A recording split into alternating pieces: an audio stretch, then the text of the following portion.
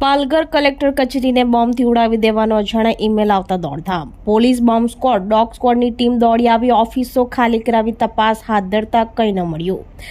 આવી ઈમેલથી જ સરકારી તંત્રમાં દોડધામ મચી જવાની ઘટનાઓ જોવા મળતા તપાસ હાથ ધરાઈ.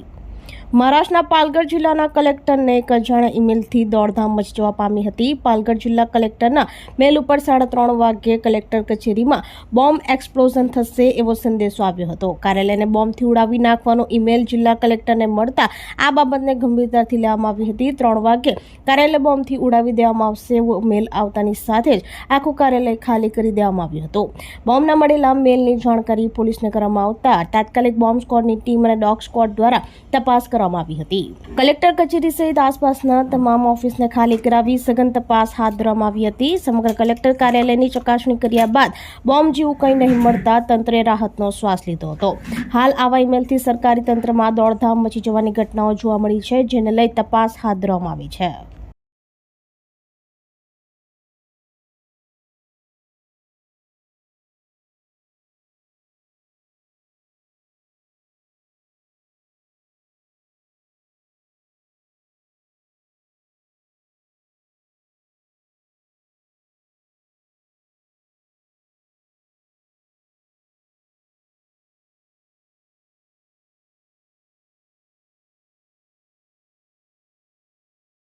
આપણી સંકલ્પ ન્યૂઝ ચેનલને સબસ્ક્રાઇબ અને લાઇક કરો.